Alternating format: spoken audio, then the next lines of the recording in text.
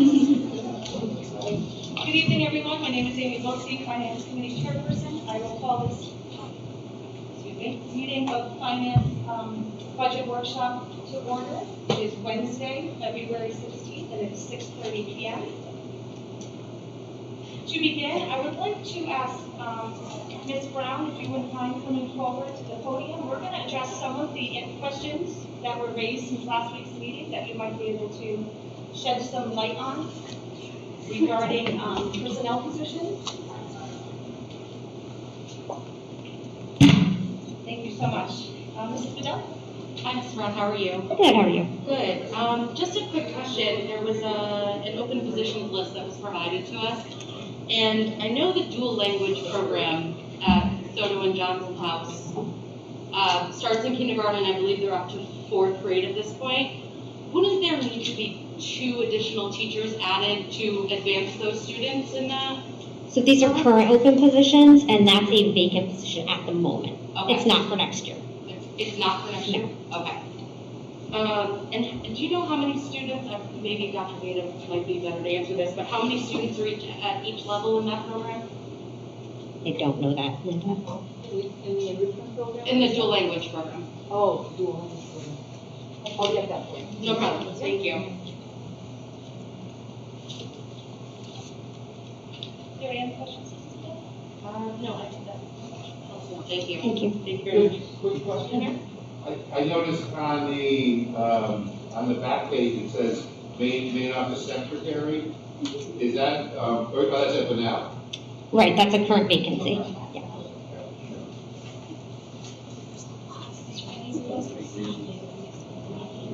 Mr. David? Oh, so on the questions on the personnel, the one thing I was looking at, a lot of these positions that they say are open actually have interns in them. Is there any way in the open positions you have in here, like I see the Vanell High School principal, that's an intern. So that, what I'm trying to do is find the monies.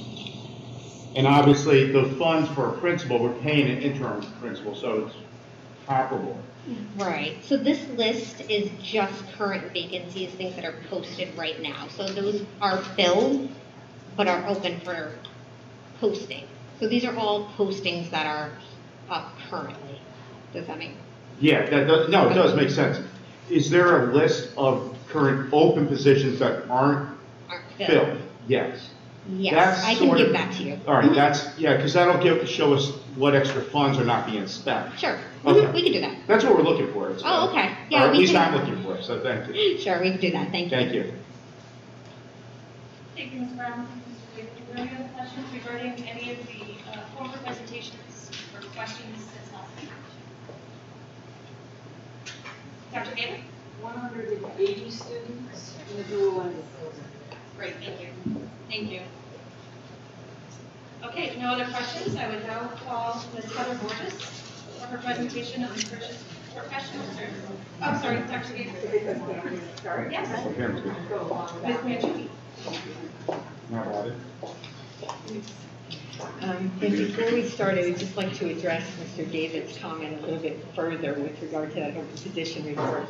We brought to the board back in October or November a transfer request that, if you recall, went to the salary reserve account, and that was based on exactly what you're asking for. We look at the open positions and we kind of swipe up those savings and set them aside.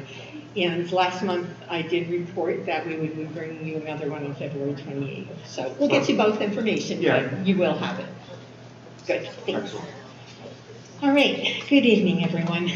Tonight, we're going to address the following areas of the budget: purchase professional services, facilities, property services, utility budgets, the review of special education, transportation, tuition, and other purchase services.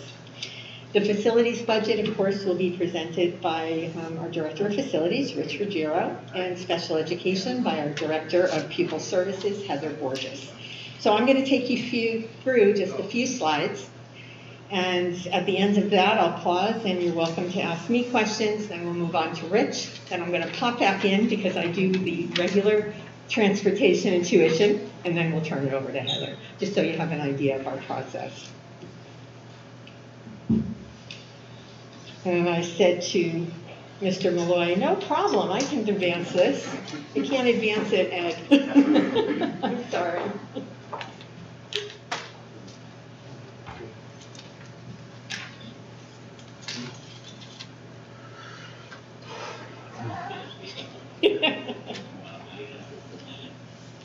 Okay, good, thanks. This one, thank you. Okay. What? And it's really sensitive. I highlighted for you, this is a page of your book that has the entire budget, and I highlighted those areas that we will be speaking about. Purchase professional services is object code 300, so of course you'll find that under tab 300 in your budget book. Property services, 400. Utilities you'll find in both the 400 accounts and the 690.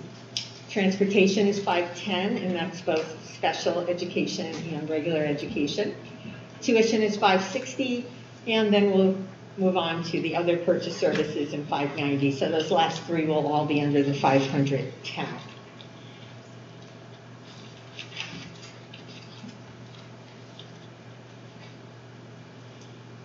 We're going to begin with a look at the purchase professional services, object code 300.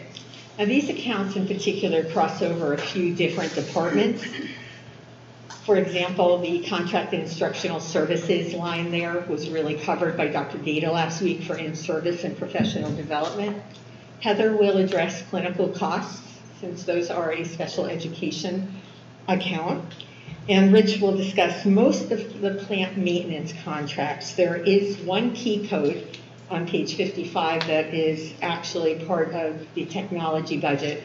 So Ed will cover that next week, and that's key code 0690. And I assure you when we're done, we're going to hit all the accounts, even though we're jumping around a bit. So I'm going to take you through these remaining ones that you see at the bottom there. Most of these were level funded. The school physician is a small amount every year for talks to our 6th grade students. The athletic trainer is the athletic trainer for the district, which is for both high schools. And the cost that you see reflected in the budget was actually obtained through a formal bid. And that cost is locked in for 3 years. So we had the same cost for this year, next year, and the following year. Legal services, as you look at that line in your budget book, you may note that there are two accounts, 0755 and 0756. This past year was the first year that we set up a legal service account separate for special education. We're required by the state when we report all our costs for special education to capture all of them. So by having just one account, when I arrived, I realized that that was a little bit trickier trying to extract those dollars. So we did come to the board and we did approve a new account last year, and it is both level funded for fiscal year 23. And lastly is 0757, which is purchase professional services. That too is a fairly new account. We had a few expenses, such as the cost of filming our board meetings, in different areas of our budget that really weren't the most appropriate. So last year, again, I came to the board and asked if it would be, if you'd be in agreement, to set up that new account, and we did. We've added to that for the food service program consultant. As you know, we added that last year based on the financial control audit that the town had commissioned. We also have a line there for funding for professional costs associated with the public safety liaison for our agreement with the town. And there is additional funds in there for the superintendent's designated professional services, which basically are just going to be any professional services that the superintendent designates as critical to our operation. Quite frankly, that's all I'm going to cover for the moment before I turn it over to Rich. So if you have any questions, I know it was a whole lot there, but we want to make certain that we cover every area And it is a little bit piecemeal when we get beyond salaries, benefits, and those basic accounts. Are there any questions for Ms. Mangini?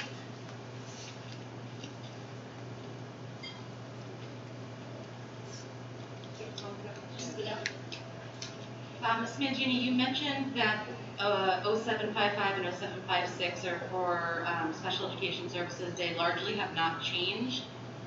Even with the increase in special education costs, we're not looking to change that number at all. They're not both for special education. It used to be one line for our legal service expense in the budget. We split that into two lines. One is for special education, one's for just regular education and operations. And we level funded it. I would say that between Ms. Borges and I, looking at historical data and looking at our year to date, we feel the $120,000 budget request is adequate. Thank you. Are there any other questions? Moving on to Mr. Jerry? It's more of a comment. I think, the fact that our special ed population continues to grow and we're able to keep this down speaks to the work that Heather and her team has been doing in terms of reducing the number of mediations and things like that, that would normally contribute to that cost. So kudos to you for that. Thank you. All set. Mangini?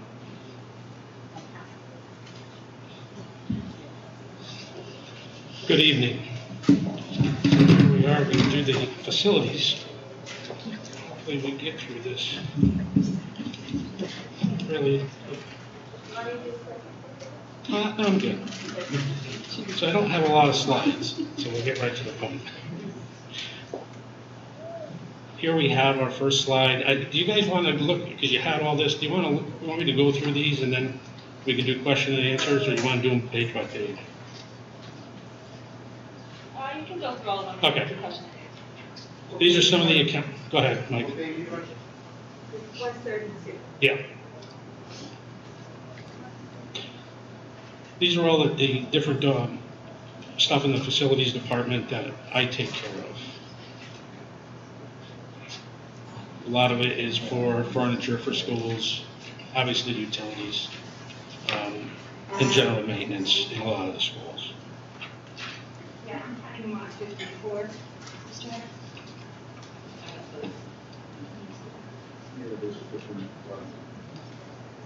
Now, the utilities, we use DBS Energy, and they've been doing it for the Board of Ed for quite a few years before I was here. So they forecast all the utilities that we use for water, gas, electric. Obviously, we don't use oil anymore. So again, DBS does all this forecasting off of data that they've had from the past.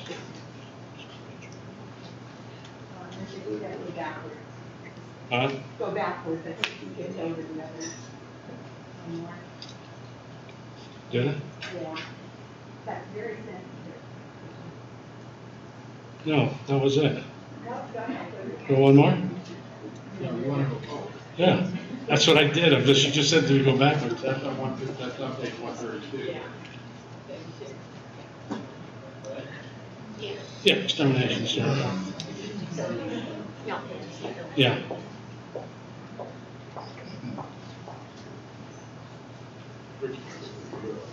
Say again? Go back to the electric, gas, and you got, there's something little. You're forecasting or budgeting for a reduction in electricity costs when rates are frankly skyrocketing, So as our gas rates are skyrocketing. I'm assuming you're referring to the reduction of the 73,000? Well, you have a $38,000 reduction for your electrical bill, Correct. and you have an $84,000 increase for your gas bill, correct? But we do. So gas bill, I'll touch base on that one. So talking with DBS regarding that, we've had some issues at some of the schools for gas. he was actually kind of padding it a little bit to cover some costs that may happen. We've had issues at a lot of the schools where stuff is getting old, it's not operating correctly 100%, so he wanted to kind of just pad it a little bit. That's the increase in the gas.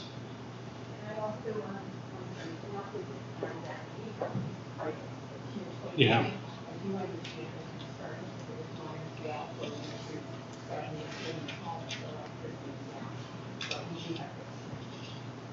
That was part of the reason we didn't go to the variable, we were able to budget based on electric cost. And the reduction you see are primarily the result of PBS looking at historical data and how we're trending. Correct. Of course, we're always taking into consideration the fact that we are guessing how mild a winter is going to have.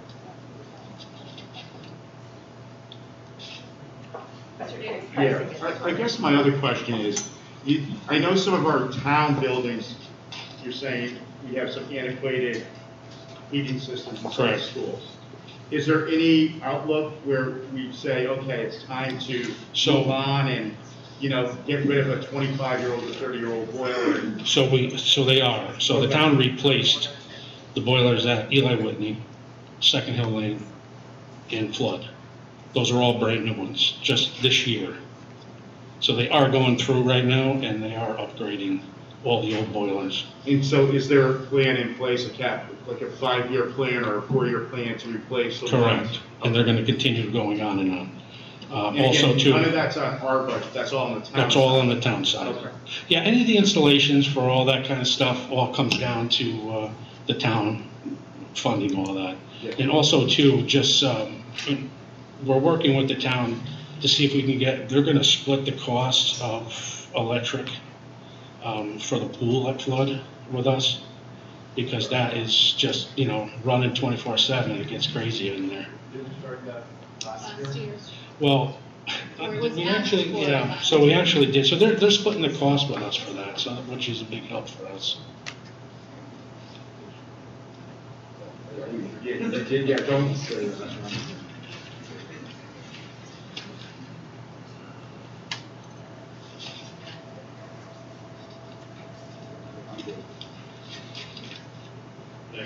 Thank you. Rogerio, did you want to go through the entire presentation, or are you ready for questions? Yeah, I can take questions wherever you want. Yes, Mr. Henry. The old Honey Spot School, Yeah, we pay the utilities with that. so we ended up, we leased that, we have a company that teaches for our kids there, so we pay those. We pay the utilities. Mhm. Do you know approximately what those annual costs are? Yeah, I got it. Yeah, Check page 66. so I don't have that. I'm not sure. I think, Ms. Borges, you probably have more information on that, don't you? Or is that in your presentation or at a later time we can talk about the Honey Spot? I know, but I'm talking about the lease at Honey Spot, which covers the cost, doesn't it? But we know how much it costs, we're getting back. We pay for it, but we also get money back from IPP. Is Honey Spot with HOM? Yeah, 926, yeah. the 926 code and then the 944 code on water. So we pay 28,000 for electricity, water, pay about 2,600. What type of heat is there? Gas, Gas. pay 63, like 1008. Little over 20. It's not a big school. So it costs us about $50,000 a year in utilities that we're paying for somebody's leasing. I'm not sure 100% how that works, but yes, I believe that Aspire leases that from us. There's a different out-of-district placement in that building. What they do is they give us a reduced cost on our student benefit.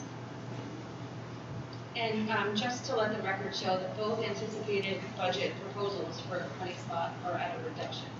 So it's not increase for next year.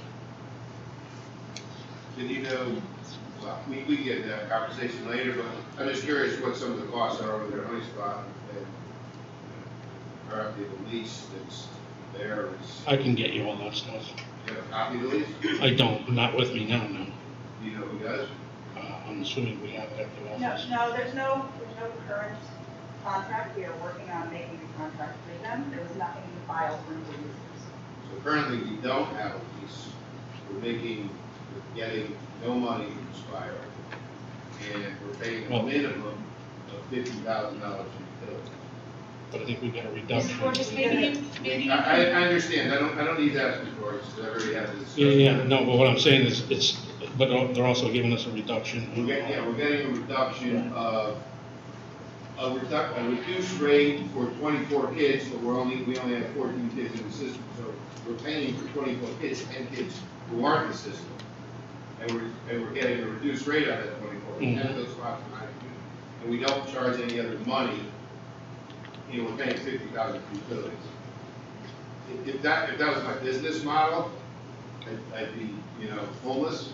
So it's just insane that we're paying utilities for a company that pays us no money.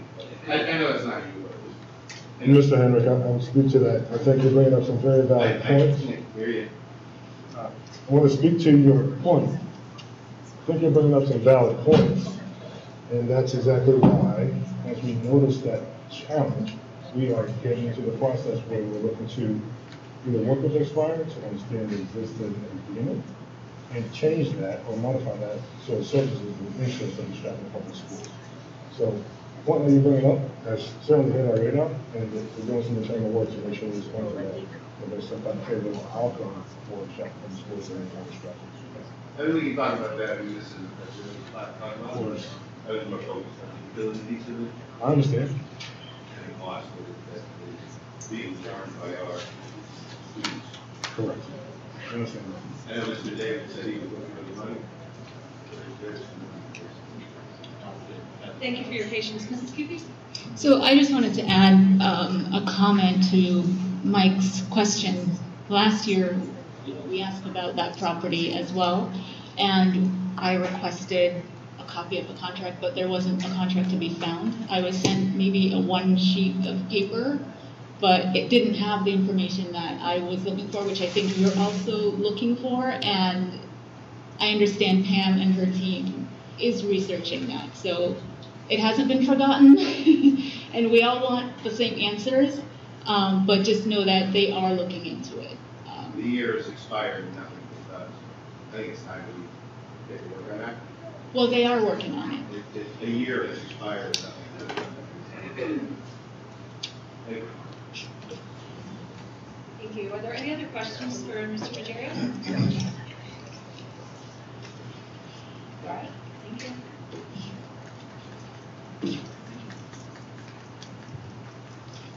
Mrs. Mangini, do you come back?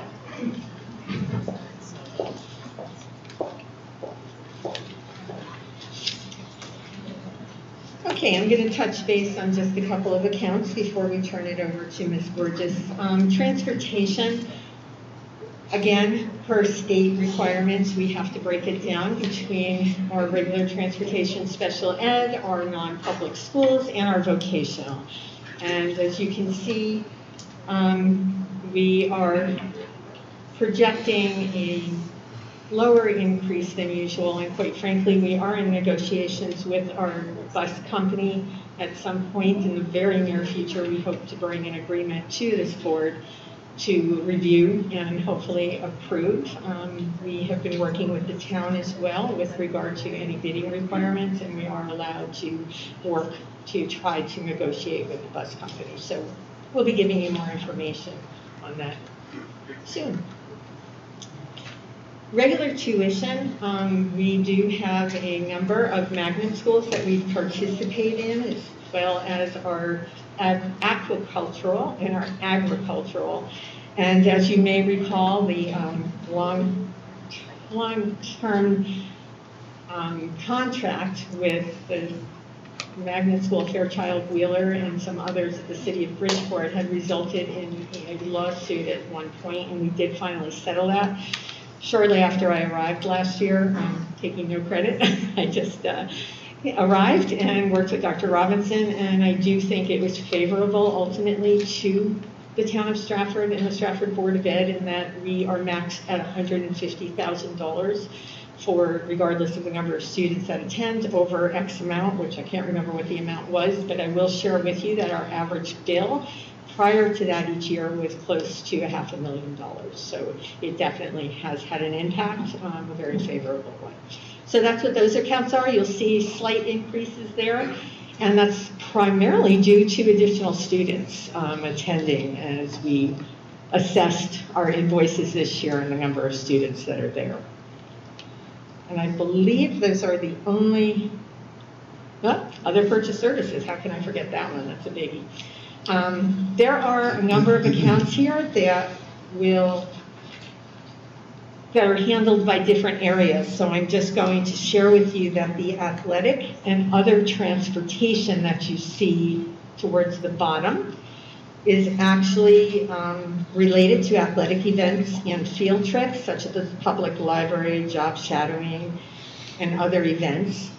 The other student support services, second from the bottom, are part of school budget requests. And these are accounts that accommodate the expenses for items such as graduation, the high school drama club, sports officials, and related support, police and custodian.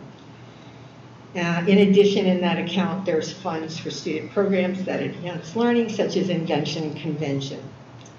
The telephone and computer services, both lines will be addressed by Mr. Malloy next week as they fall under his budget. So I will give you a brief overview about travel and mileage. The breakdown of that is on page 75 in your books. And you'll see that these counts are basically level funded. There was just a slight reduction in the district administrative account, and that was purely based on reviewing our historical data. Quite frankly, that's been a little bit of a challenge since I arrived, because obviously fiscal year 20 wasn't a full school year and things weren't quite normal, nor was fiscal year 21. So when we do our historical data checks, we do go back 5 to 6 years to try to get the best viewpoint and to try to be as accurate as possible in our estimates. Conference workshops is on page 76, and it includes account 0758. That is an increase based on the superintendent's request. And there's also a secretary's conference for a small amount of money in there that you will see 1 year doesn't have any appropriation. And that is due to the fact that the secretary's contract requires us to pay for professional development once every 2 years. Our liability insurance number is based on input from our insurance broker. And workers' comp has been a challenge. We have had ups and downs over the last few years, and we are actually trending rather high right now, so we've been watching that very carefully, and that's the reason for the increase. And as I went back, as I said, to look at the last 5 or 6 years, I will tell you that fiscal year 18 actuals were over $720,000, and fiscal year 19 were actually over $680,000. And we do all our due diligence to try to keep our employees safe and try to keep a handle on workers' comp. We work closely with the town. We have monthly meetings, and Ms. Brown's office is very much on top of that and very attentive to the various issues surrounding it. But we did feel it was necessary to increase that line item. Yes?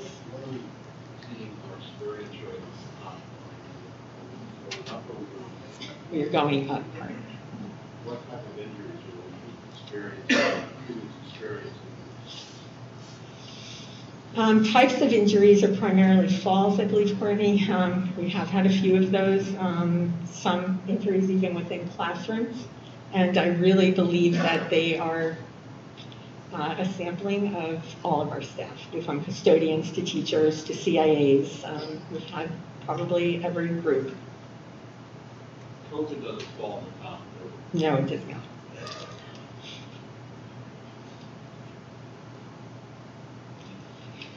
That's all I have until we get into Ms. Borges's presentation. Does anyone have any questions for Mrs. Mangini? Mr. Henry? Line item 758, workshops recognition, what's the breakdown for that? That is, I can get you that in a moment. Grab my book.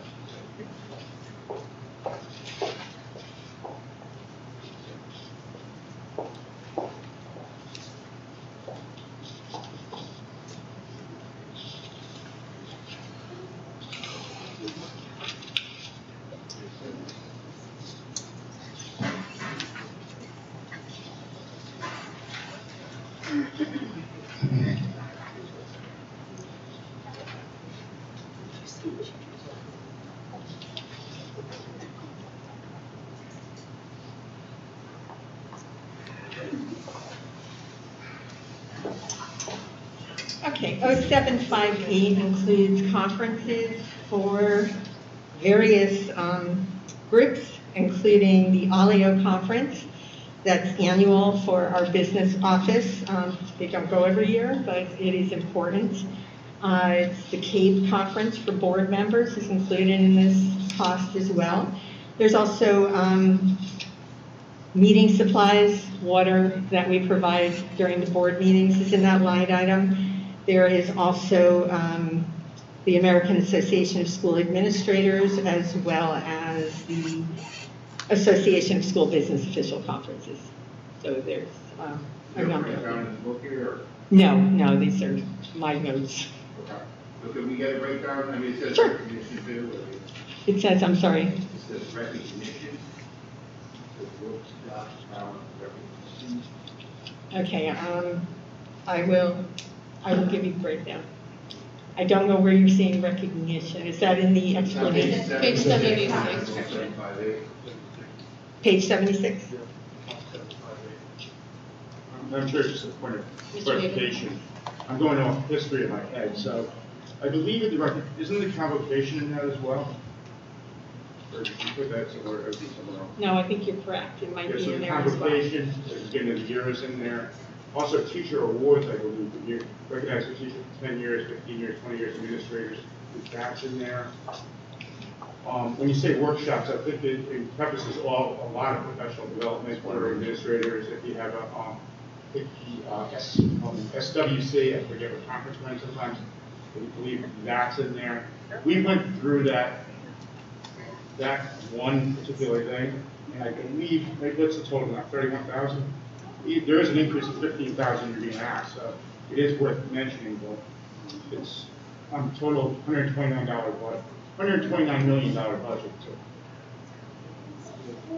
I will, I appreciate Mr. David's clarification, but if you could please give me a breakdown of that, I would appreciate it. certainly, no problem. I mean, if we're throwing away $15,000, I'm sorry, I can't really hear what you're saying. if we're throwing out $15,000 chunks, we might as well just drop down the hall and gladly pick up a problem. I assure you that's not what we're doing, but I'd be happy to give you that information. Thank you for your history, Mr. David. Mr. Proto? Between the 21-22 budget and 22-23 budget, are we assuming 22-23 that we will be doing more conference session development and more in person, cost increase as opposed to what we were doing, whatever we might have been doing over the last couple of years, what we were sitting in front of their computer, not having to travel or folks. I think that's part of it, but quite frankly, don't forget our fiscal year 20 budget was set up with the belief that people would still be going to conferences, and even fiscal year 21. As we moved into fiscal year 22, we did take that into consideration somewhat. I mean, we're still cautiously optimistic that we would have been out of the pandemic. So to your question, I don't really think that we have adjusted significantly for that. Any other questions for Mrs. Mangini? Thank you. Okay, thank you. Miss Borges.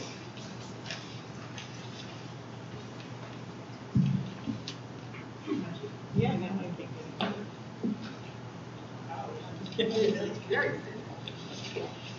Good evening, everyone. Thank you for letting me kind of present and go through all of this.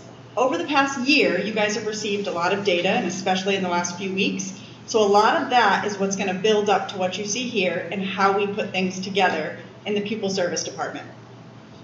So first of all, we have to start with the basic overview. The basic overview is that the services that we implement are mandated by law, okay? The pupil service budget is unique because it's fluid. Why is it fluid? It's fluid because no matter how wonderful we look back on data, we cannot, with exact and precise effort, say exactly how many students will move in or how many will exit. We also cannot accurately predict every single child's being identified and what services they need. So it leaves us in a state of flux. What do we do to deal with that? Because that's really important, and it's really important for you guys as you go to pass a budget. So I want to give you some background and understanding on what myself and our department does in order to give you the best prediction we can in the budget that we propose. Okay, we use data. These are the services, we've gone over them before, that the Pupil Service Department needs to do. These are things that we need to do in order to meet all of our students with exceptionalities needs, in order to help everybody move forward and have success. We use the past data in order to predict what kind of staff, supplies, and tools we need in order to complete these services. So the data that my team puts together, we look at weekly, bi-weekly, monthly, depending on the level of the data. We look at, for the past 5 years, how many students in Stratford have been identified as students with exceptionalities. And then not just the data on how many have been identified as students with exceptionalities, but what do their IEPs say? How many hours are required by law, and what kind of services are required in those IEPs? We analyze that data to decide how many speech and language pathologists we need, how many special education teachers we need, how we're going to service students that need contracted services, BTs, BCBAs, whether students can be successful in our current programs, whether or not they need to be outplaced at programs in which they can be successful. So that's a baseline of the data that we stop and we look at on a regular basis. We then have to stop and say, do we have the tools? So sometimes we need new assessments because every 3 years students are allowed and should have a triennial comprehensive assessment, and we need to make sure we have updated protocols, test kits, that those are accessible for all of our staff, and that they're able to complete those with positive, good data that can help drive our instruction. Each one of those things impacts what we budget for on that budget page and why we budget for each of those areas. This is an additional list because I couldn't fit everything that the Pupil Service Department does on one page. So here's your additional list. Just in case you remember, we still have to cover nursing services as well. When you stop and you think about the continuum we provide, it's so vast. So we really have to look at that on a regular basis. And that's why it's really important for my staff, who are all, a few of them are here tonight to support, to get together every week and to look at what's going on in the buildings. We also meet monthly with principals to make sure we are meeting their needs in those buildings. That drives what we put into this budget, what you guys see on that page. Why? Because these are our goals. Our goals are to provide a quality education that meets the needs of all our students. Yes, we always want to be inclusive. Remember in the presentation that I gave you guys on what we do in our department. We want to be as inclusive as possible. We want every student to be in their least restrictive environment. We want to hold everybody to high standards. And we want to make sure that we have student achievement at the forefront of what we are budgeting for. We also need to make sure that we abide by all federal laws. Okay? And we need to continue to develop high professional standards, best practices in the district. And things change. So we need to make sure our staff has adequate access to all the changes, adequate training to meet those changes. Budget assumptions. I hope that with everything I've given you guys, with the access to me, that you know and understand what was put in this budget is so that we can meet the needed service hours of our students. When I do the outplacements, If you want the true data tells you that approximately over the past 5 years, we have had between 8 and 12 students move into our district that require outplacement. To put that kind of an increase in the budget, we just can't do it. So this year we did put a couple placeholders, 3 to be exact, in the budget, assuming that we will have at least 3 move in. I can tell you that that's like 99.9% chance you're going to have at least 3, considering data tells us over the past 5 years we've had anywhere between 8 and 10. That is offset a little bit by the hard work that our out-of-district supervisor does, working hard to see if students are ready to return. Okay, so it is offset a little bit, but that's what you need to know.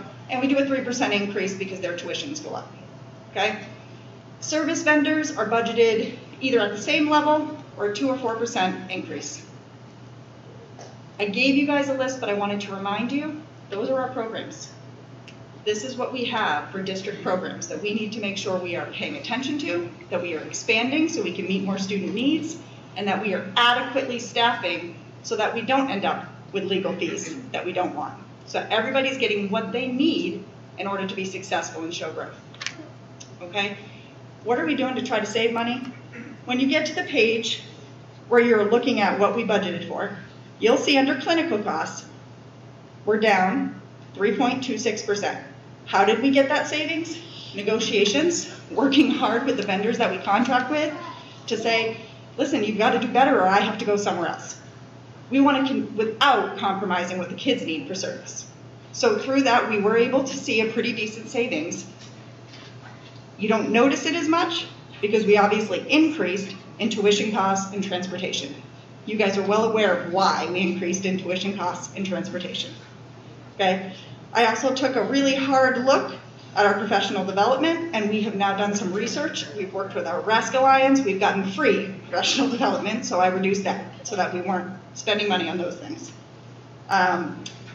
We looked at we've moved online for some of the testing, so that's helped with the psychological, different supplies we need for psychologists. We went online, so now we are virtual, we have some online supplies, we don't have to continue to purchase those. So it's a small amount, it was $500, but every little tiny amount matters. So we went through and we tried to reduce it everywhere we could because we knew there was an increase because there was an increase in student need.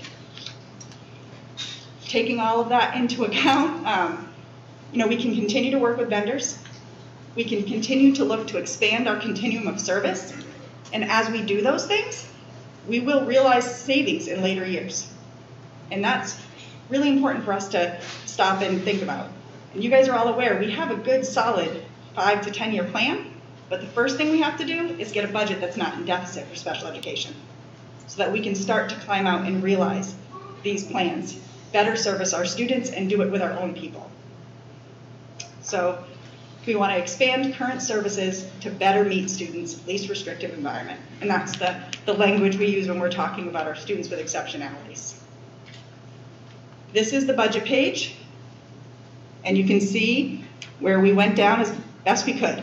I want you to know we put effort, a lot of effort, into trying to find places where we could shave off money. Even if the money we were shaving off was $500, we tried hard to make sure we were reducing what we could, knowing what we needed to service. What page is that? Mine says 130, but I'm not going to guarantee that because it's in my book. It's not in my book.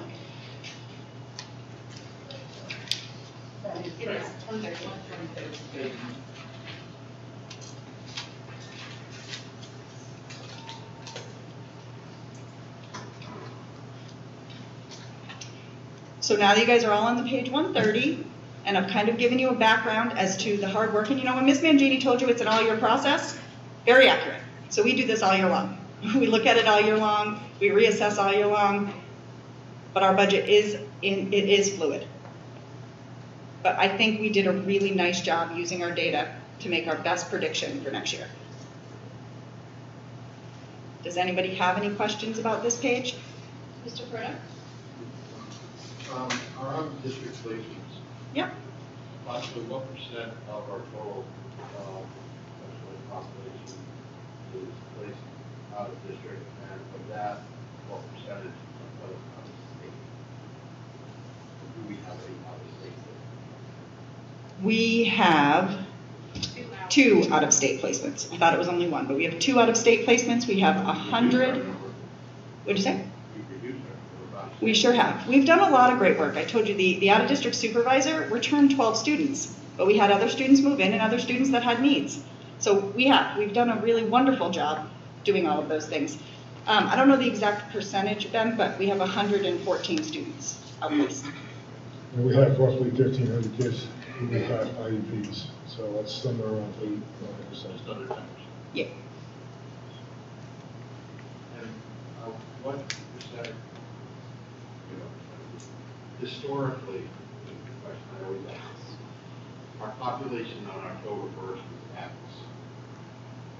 By June 30th, we always see an increase in our population. What have we seen historically on a yearly basis of an increase in our special ed population once we establish our? So I probably need to get you the graph, Ben. Everybody else got the graph, and I actually did that. We went back 10 years, and we showed the increase. And it does correlate with a pretty big change. So when you look back at those 10 years, you're going to see there's a bunch of years where it was flatlined, and that's when, for identification of students, we used to use the discrepancy model. When they moved away from that discrepancy model, you're going to start to see that rise. But I'll get you that graph as well. But just to let you know, over the past 2 years, it's been over 200 students, new students with exceptionalities.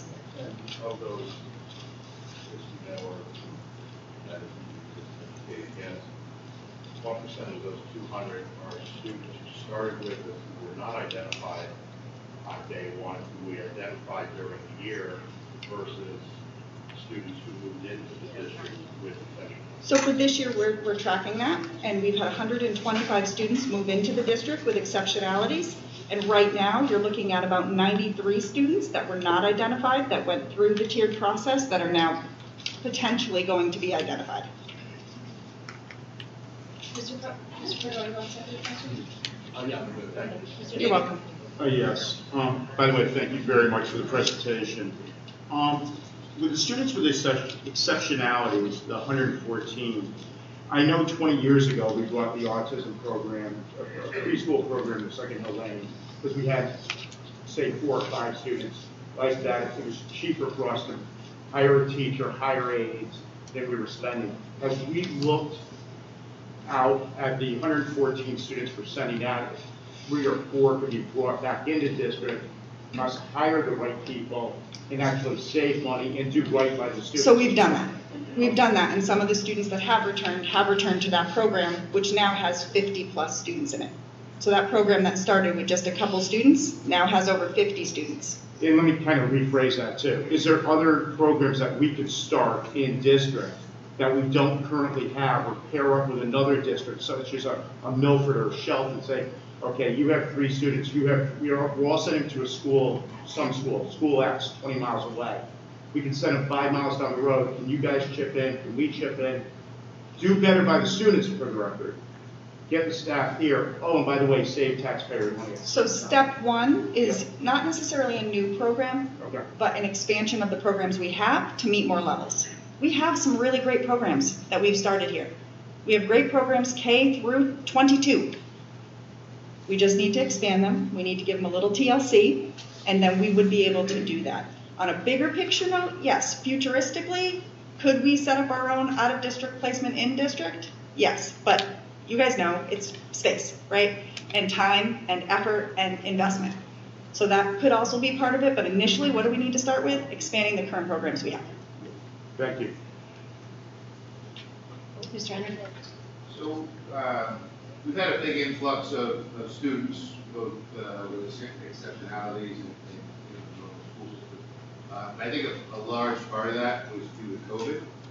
A lot of people moving out of the city, moving to Stratford, the real estate market's crazy here now. Are you using the same numbers this year as last year, or are you anticipating somewhat of a reduction because of the So we COVID? went back 10 years, and I used a correlation of the data from 10 years through now.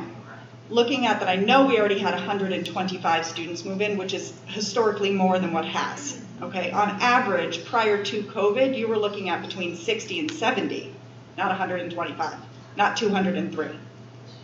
So yes, but what I did for the average for this year was to look at what it's been historically, hoping that eventually we will start to level off again. But you do anticipate some reductions in the student movements? I would assume that at some point Stratford's not going to have any more real estate. So I would assume that possibly, yes, we will have some reductions. I mean, there's not a lot of new construction, there is new construction in Stratford, there's not a lot of it, obviously, but, you know, homes are swapping, and whether we're losing, you know. We definitely took a decline into consideration, with still being prepared for the fact that I thought it would have slowed down by now, and it hasn't. Okay, so that happened. Yep. Is there any other questions for Mrs. Borges? You guys are all very blurry when I breathe. All right, I don't see any other questions, so thank you very much. Thank you. So much.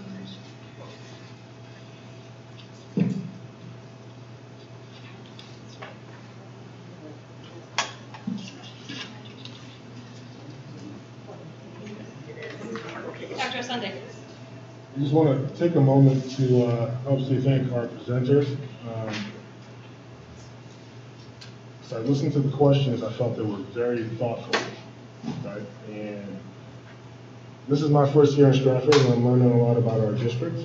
I've learned so much about our asset and so much about our potential, and I've learned and identified opportunities for us to improve. As we begin this budget and construction process, I have to speak with the highest levels of respect and being open and honest in saying that I've read some undertones of assumptions, and by and large, this entire team, as we went through this budget construction process, literally spent hundreds of hours working on this. Hundreds of hours.